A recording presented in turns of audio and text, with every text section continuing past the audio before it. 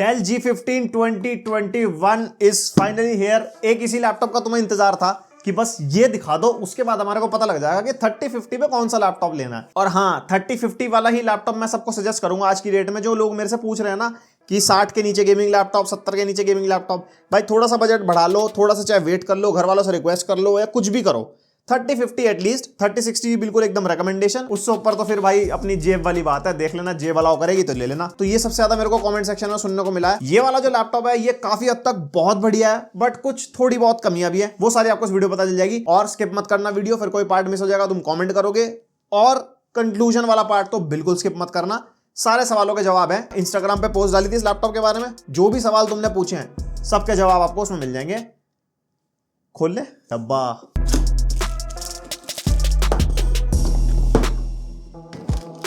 एक power cord, एक 180 what का पावर अडाप्टर और एक हमारा खूबसूरत सा लैपटॉप। वैसे सच सा बताना, एलियन वेयर वाली लुक नहीं दे रहा थोड़ी थोड़ी? चलो लुक्स पे तो बाद में आ जाएंगे, पहले इस लैपटॉप की स्पेसिफिकेशन की बात कर लेते हैं। Ryzen 5 5600H प्रोसेसर है इसके अंदर, RTX 3050 GPU है, 90 वॉट TGP वाला, 16 GB रैम वाला वेरिएंट में अरेंज कर पाया हूं, 3200 मेगाहर्ट्ज क्लॉक स्पीड वाली रैम है और डुअल चैनल है, यानी कि दोनों स्लॉट्स ऑक्यूपाइड है। 512 GB की SSD है, Wi-Fi 6, ब्लूटूथ वर्जन 5.0 और MS office home and student. तो कोई भी कंफ्यूज नहीं होगा ब्लूटूथ वर्जन को लेके। इसके जो हाई एंड वेरिएंट्स हैं उसके अंदर ब्लूटूथ वर्जन 5.2 है, Amazon पे मेंशन्ड है। तो ये जो लोअर वेरिएंट है इसमें 5.0 है। और काफी सारी ऐसी चीजें जो लोगों को कंफ्यूजन है वो मैं आपके साथ साथ क्लियर करता रहूंगा। और हाँ, एक और चीज क्लियर कर देता हूं, जो देहरादून या उत्तराखंड से देख रहे हैं उनके लिए वाला पार्ट है, बाकी लोग स्किप करके सीधा आगे। टाइम सेम दिया है ना। तो ये लैपटॉप मैं प्रोवाइड किया laptop store Dehradun. Laptop store Dehradun में आपको सारे लैपटॉप्स अवेलेबल मिल जाएंगे, चाहे गेमिंग लैपटॉप्स हो, चाहे बिजनेस लैपटॉप्स हो, कमर्शियल हो, या जैसे भी आपको थिन एंड लाइट वगैरह चाहिए। इनका एड्रेस और कॉन्टैक्ट डिटेल्स आपको डिस्क्रिप्शन में मिल जाएंगी। कॉल करो, विजिट करो। और अगर आप देहरादून में नहीं रहते, आप उत्तराखंड में कहीं और रहते हो, तब भी आपके पास लैपटॉप पहुंच जाएगा, पर उसके लिए आपको कॉल करके पूछना पड़ेगा कैसे। कर लो कॉल। इस लैपटॉप की पूरी बिल्ड जो है प्लास्टिक में है और हमारे पास ये वाला कलर है, इसका नाम तो पता नहीं, कुछ ब्लूइश सा कलर है। और ये ऐसा नहीं लग रहा जैसे कुछ मिल्की बार चॉकलेट हो, ऐसा तोड़ के मतलब सीधा खा ली जाए। तो टॉप लिड पे आपको यहाँ पे डेल की ब्रांडिंग मिल जाती है और टॉप लिड पे खुरदुरा सा टेक्सचर सा बना हुआ है। और टॉप लिड फ्लेक्स अगर आप देखोगे तो थोड़ा सा ज्यादा आपको मिलेगा। बट हाँ, एक चीज मैं क्लियर कर दूं, बिल्ड क्वालिटी भाई बहुत सॉलिड है। सिर्फ ये फ्लेक्स ज्यादा लग रहा है, बट ओवरऑल जो लैपटॉप की बिल्ड है ना वो बहुत ही बढ़िया है। और टॉप लिड से पीछे वाला जो पोर्शन है, यहाँ पे आपको सारे पोर्ट्स मिल जाते हैं और यहाँ पे आपके 2 एयर एग्जॉस्ट वेंट्स हैं। और लैपटॉप का वेट डिस्ट्रीब्यूशन काफी बढ़िया है, एक हाथ से लैपटॉप ओपन हो जाता है। और इसके हिंजेस को लेके मुझे सवाल मिल रहे थे, मेरे को इसके हिंजेस काफी भाई स्टेबल लगे, मेरे को पर्सनली कोई प्रॉब्लम लगी। जैसे कि हम कंपेयर करते हैं HP विक्टस से, HP पवेलियन से, डेफिनेटली उससे अच्छे हैं। और आप स्क्रीन वॉबल ही देख सकते हो कितना ही हो रहा है, तो आपको उससे अंदाजा हो ही होगा इसके हिंजेस कैसे हैं। और इंटीरियर भी आपको प्रॉपर प्लास्टिक का मिलता है और इंटीरियर भी भाई बहुत प्यारा है दिखने में। और कीबोर्ड के ऊपर आपको ना कुछ क्रिस क्रॉस करके पैटर्न बना है, ये भी शायद वेंटिलेशन के लिए, क्योंकि जो इसके स्पीकर है ना वो डाउन फायरिंग है। और यहाँ पे आप कीबोर्ड फ्लेक्स देख सकते हो, काफी कम कीबोर्ड फ्लेक्स है, मतलब ना के बराबर ही है। तो बिल्ड क्वालिटी के बारे में ओवरऑल अगर मैं बताऊं तो काफी बढ़िया बिल्ड क्वालिटी है इस लैपटॉप की। इसमें लेफ्ट साइड में आपको एक RJ45 लैन पोर्ट मिलता है और एक हेडफोन माइक जैक का कॉम्बो। और राइट साइड में आपको 2 USB 2.0 Gen 1 टाइप A वाले पोर्ट मिलते हैं। डेल की ऑफिशियल वेबसाइट पर अगर आप देखोगे तो उसमें 3.0 3.2 दिया है, बट नहीं, जो ये वाला वेरिएंट है इसके अंदर 2.0 ही मिलेंगे, जो 5600H वाला है। और इसके ऊपर जो Ryzen 7 वाला है, देखो उसका मुझे पता नहीं है, बट इसको मैं स्पेसिफिकली चेक कर चुका हूं, इसके दोनों पोर्ट्स USB 2.0 वाले हैं, जो राइट साइड वाले हैं। फिर पीछे के पोर्ट देख लेते हैं। एक आपको टाइप C USB 3.2 Gen 2 वाला पोर्ट मिलेगा, एक आपको USB टाइप A 3.2 Gen 1 वाला पोर्ट मिलता है, एक आपको HDMI 2.1 वाला पोर्ट मिलेगा और एक यहाँ पे पावर इनपुट का पोर्ट है। तो सीरियसली पोर्ट्स के मामले में आई एम डिसअपॉइंटेड। कम से कम 2 USB 3.2 वाले पोर्ट देने चाहिए थे, टाइप A वाले। और जो इसका टाइप C पोर्ट है उससे आपको डिस्प्ले आउटपुट मिलेगा।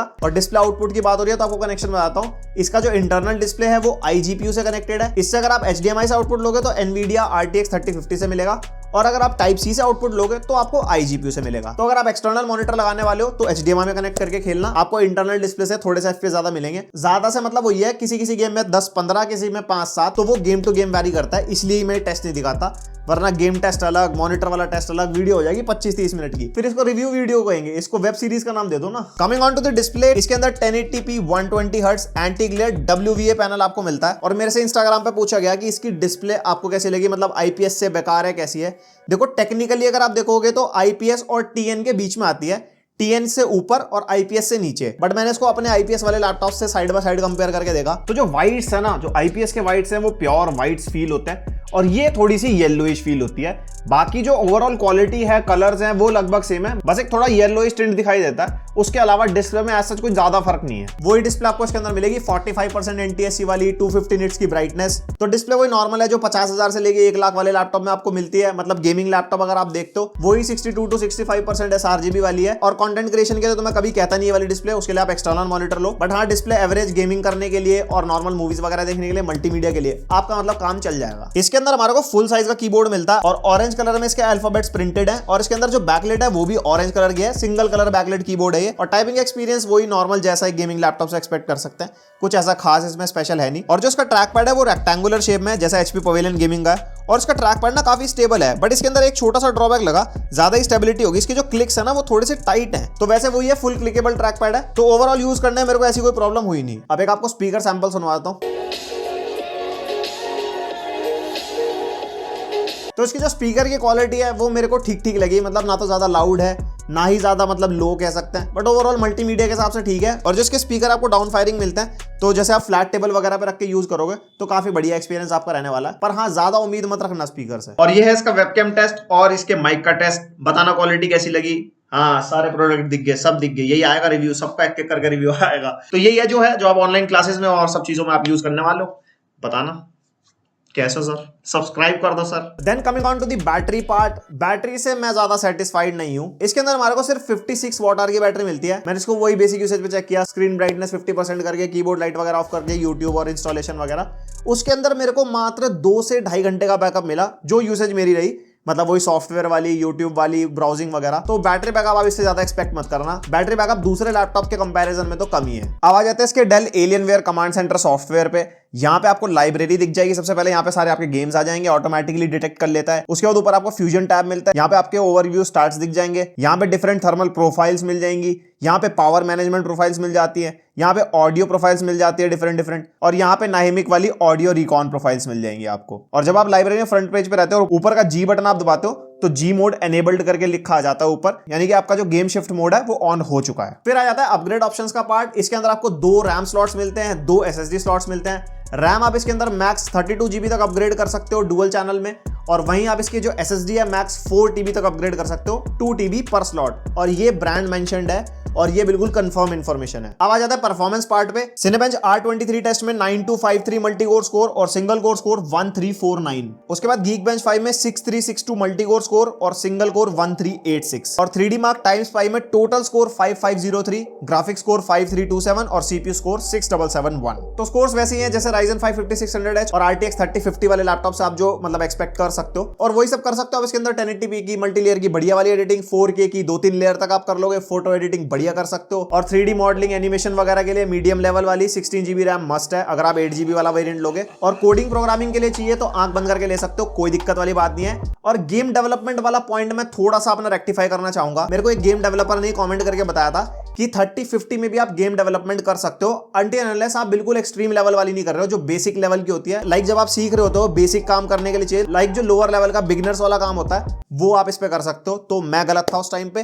तो गेम डेवलपमेंट के लिए आप 4 GB ग्राफिक कार्ड वाला लैपटॉप ले सकते हो, बट जो बिगिनर्स लेवल वाला है। एडवांस चले जाओगे, अनरियल इंजन और ऊपर वाली बातचीत, तो फिर तो 16 GB और 8 GB। अब कर लेते हैं गेम टेस्ट। इसके अंदर आपको गेम शिफ्ट मोड मिलता है। यहाँ पे ऊपर जी बटन है, जैसे आप इस जी बटन को प्रेस करोगे आपका गेम शिफ्ट मोड ऑन हो जाएगा। उससे क्या है कि मतलब वो ये टर्बो मोड पे लैपटॉप चला जाता है। मतलब नॉर्मल मोड है, एक टर्बो मोड है, उसके अकॉर्डिंग ये है। मैंने दोनों पे चेक करके देखा था, मेरे को परफॉर्मेंस में कोई फर्क नहीं लगा।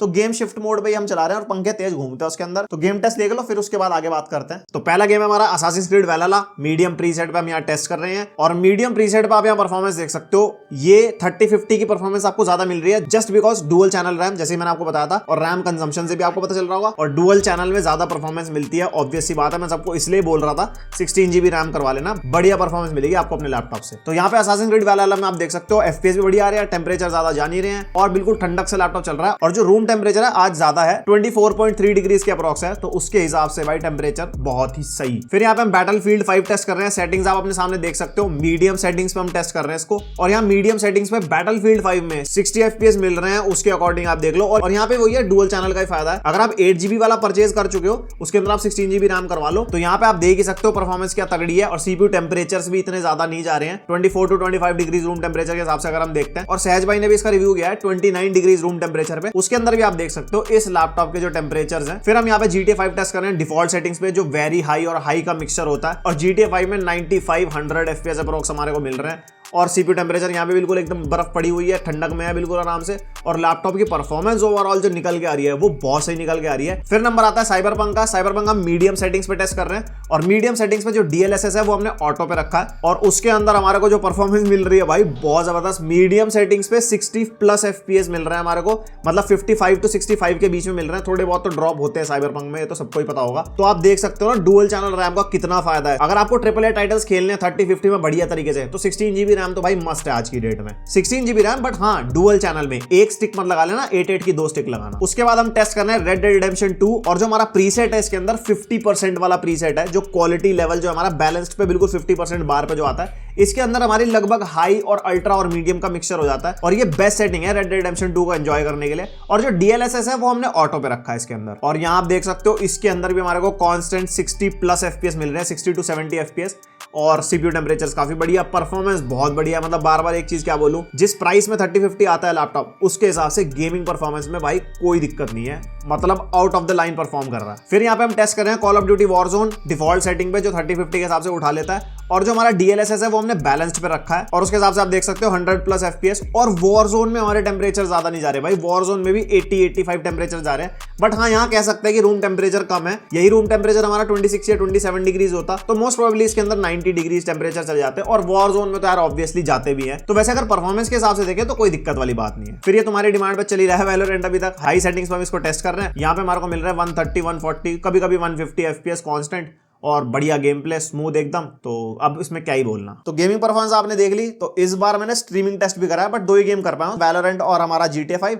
आप एक बार स्ट्रीमिंग टेस्ट पे नजर मारो, उसके बाद फिर कंक्लूजन की बात करते हैं। तो यहाँ स्ट्रीमिंग के लिए हम OBS स्टूडियो यूज कर रहे हैं, और आप अपने सामने देख सकते हो OBS की सेटिंग्स। यहाँ पे 8000 kbps बिट रेट पे हमारी स्ट्रीम हो रही है, और हाई क्वालिटी मैंने चूज कर रखा है यहाँ पे। और जो हमारा बेस और आउटपुट रेजोल्यूशन है वो 1080p है, और 60 FPS की स्ट्रीम हो रही है, आप अपने सामने देख ही सकते हो। और बगल में मेरा फोन पड़ा है, उसके अंदर आप देख सकते हो स्ट्रीम चल रही है, और लेफ्ट साइड में हम खेल रहे हैं। तो स्ट्रीमिंग टेस्ट में FPS ड्रॉप होते हैं, तो आपने देखा था 90 to 100 FPS हमारे को नॉर्मली मिलते हैं गेम में, और स्ट्रीमिंग के साथ हमारे को 70 to 80 FPS मिल रहे हैं। तो 10 से 20 FPS का ड्रॉप होता है सारे गेम्स में, और आप इसके हिसाब से अंदाजा लगा सकते हो। अगर आप कोई और गेम स्ट्रीम करना चाहोगे तो उससे आपको पता चल जाएगा। तो अगर आपको इस लैपटॉप से सिंगल पीसी वाली स्ट्रीम करनी है तो आप आराम से कर सकते हो, और डुअल पीसी करनी है वो तो आप कर ही लोगे। USB 3.0 का पोर्ट है, कैप्चर कार्ड खरीद के जिसको सेटअप करना आता होगा कर लेना, वरना मैंने वीडियो बना रखी है डुअल पीसी सेटअप की, आप वो देख सकते हो। उसके बाद हमने वैलोरेंट टेस्ट करा। स्ट्रीमिंग टेस्ट में वैलोरेंट में कोई FPS ड्रॉप नहीं हुए। वैलोरेंट में वैसी परफॉर्मेंस मिल रही थी 120-130 FPS के अप्रॉक्स, और जो हमारा ऑफ स्ट्रीम की परफॉर्मेंस है उसके अंदर हमारे कभी कभी 150 तक जा रहे थे, लेकिन गेम प्ले ओवरऑल बहुत स्मूथ है। और एक और चीज मैं क्लियर करूंगा स्ट्रीमिंग के बारे में, ये विंडो कैप्चर पे चल रहा है। अगर आप डिस्प्ले कैप्चर पे खेलोगे तो और कम FPS मिलेंगे, फिर आप वेबकैम ऐड करोगे, फिर आप और अपने सोर्सेज ऐड करोगे OBS में, तो और थोड़े बहुत FPS आपके ड्रॉप हो सकते हैं। पर लेकिन हाँ, सिंगल पीसी की स्ट्रीम ये लैपटॉप आपको आराम से करवा देगा। सो गाइस ये था इसका पूरा रिव्यू।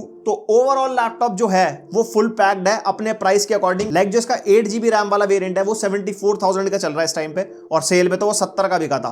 तो 70,000 के हिसाब से तो भाई भयंकर ही लैपटॉप मिल रहा है। और जो इसका 16 GB रैम वाला वेरिएंट है वो कुछ अलग ही लेवल का अपलोड हो रखा है इस टाइम पे, 84 पता नहीं 83,000 है। वो मैं सजेस्ट नहीं करूंगा। जो मेरे पास जो मैंने रिव्यू किया वो बेसिकली वही मॉडल है। अगर वो वाला मॉडल आपको 76 या 77 तक मिल जाता है तो आप आराम से परचेज कर लो, क्योंकि जो 8 GB रैम है हमारी वो 4000 अप्रॉक्स की आती है, उसके अकॉर्डिंग आप 76, 77, 78 तक भी आप आराम से परचेज कर सकते हो। तो ये तो होगी प्राइसिंग और परचेजिंग की बात। अब जरा आपके सवाल उठा लेते हैं जो जो इंस्टाग्राम पे आपने पूछे हैं। पूरे पन्ने पे सवाल लिख के लाया हूं भाई साहब। तो भाई सबसे पहला सवाल है, टफ से बेटर है या नहीं है? देखो जीपीयू के मामले में डेफिनेटली अच्छा है, उसमें 75 वॉट जीपीयू है 3050, इसके अंदर 90 वॉट है, टर्बो बूस्ट मिला के बोल रहा हूं। तो जीपीयू के मामले में अच्छा है, और गेमिंग परफॉर्मेंस आपने देख ली। इवन टफ में अगर आप 16 GB रैम करोगे, क्योंकि Ryzen 7 4800H है, तो 16 GB रैम के बाद वो भी बहुत बढ़िया परफॉर्मेंस देता है। तो जिन्होंने ले लिया मुंह लटकाने वाली बात नहीं है, बट जो प्लान कर रहे हैं टफ के मामले में आप इसके लिए भी जा सकते हो। बट हाँ, USB पोर्ट वाला एक ड्रॉबैक है जो मेरे को लगा इस लैपटॉप में, उसके अलावा कोई ड्रॉबैक नहीं लगा मेरे को। और जो CPU का डिफरेंस है वही 10% का ही फर्क है Ryzen 5 5600H और Ryzen 7 4800H में। तो CPU के मामले में ऑब्वियसली टफ बेटर है, बट GPU के मामले में ये वाला लैपटॉप बेटर है, या फिर अगर आप स्ट्रिक्स के ले जाओगे तो वो भी बेटर है। और सेकंड सवाल यही है कि स्ट्रिक्स बेटर है या ये वाला। तो स्ट्रिक्स में भी दो वेरिएंट आते हैं आपके, एक Ryzen 7 4800H वाला और एक Ryzen 5 5600H वाला। तो अगर आप Ryzen 5 5600H वाले के साथ कंपेयर करोगे तो आपकी चॉइस के ऊपर है। आपको वेबकैम नहीं चाहिए, आपका वेबकैम का काम नहीं है, तो आप स्ट्रिक्स के लिए जा सकते हो। आपको लाइटें पसंद है, स्ट्रिक्स के लिए जा सकते हो। वेबकैम चाहिए, लाइटों से ज्यादा प्यार नहीं है, तो डेल के लिए जा सकते हो। और यूएसबी पोर्ट का ज्यादा काम है, यूएसबी पोर्ट अच्छे चाहिए, तो स्ट्रिक्स के लिए जा सकते हो। तो स्ट्रिक्स G15 और इसमें मतलब ज्यादा कुछ ऐसा खास फर्क नहीं है, जीपीयू वगैरह भी लगभग सेम सही है, तो ये बायर के ऊपर ही डिपेंड करता है। फिर लीजन से कंपेयर करने के बोला, लीजन 3050 मैंने रिव्यू नहीं किया अभी तक, तो मैं उसके लिए कुछ नहीं बोल सकता। उसके बाद कंपैरिजन HP विक्टस से, और विक्टस से तो क्या ही कंपैरिजन करना, विक्टस के अंदर 60 हर्ट्ज का रिफ्रेश रेट मिलता है, इवन जीपीयू भी लो पावर वाला है। विक्टस से ऑब्वियसली बेटर है इन टर्म्स ऑफ थर्मल्स और बिल्ड क्वालिटी, परफॉर्मेंस, सब कुछ, तो विक्टस से तो डेफिनेटली बेटर है। Better than nitro, same specification, obviously yes. Nitro में 75 वॉट जीपीयू है, इसके अंदर 90 वॉट है, और नाइट्रो पोर्ट्स के मामले में बेटर है और ये पोर्ट्स के मामले में थोड़ा सा बेकार है, बट स्टिल परफॉर्मेंस के मामले में I will say this is better. और एक लास्ट सवाल, MSI GF63 थिन से बहुत कंपैरिजन मांग रहे हो, भाई उस लैपटॉप से कंपेयर मत करवाओ। वो अपने सेगमेंट का बेस्ट है, जो उसका प्राइस है वो बेसिकली कैजुअल गेमर्स के लिए है, वो थिन गेमिंग लैपटॉप है। इन वाले लैपटॉप से हम उसको कंपेयर नहीं कर सकते, फिर चाहे कोई भी ब्रांड का हो। तो उसका सेगमेंट अलग है, उसकी टीजीपी अलग है, उसकी वॉटेज अलग है, उसका थर्मल सिस्टम अलग है। तो वो लैपटॉप उन्हीं लोगों के लिए है जिनका बोलो कैजुअल काम है और जिनका बजट भी कम है, तो वो उसके लिए जा सकते हैं। इनसे कंपेयर मत करवाओ, ठीक है। तो बस यही था पूरा रिव्यू। वैसे कुछ कंक्लूजन में बोलने की जरूरत है नहीं, मैंने सारे सवालों का जवाब दे दिया, उससे कंक्लूजन बन ही गया पूरा का पूरा।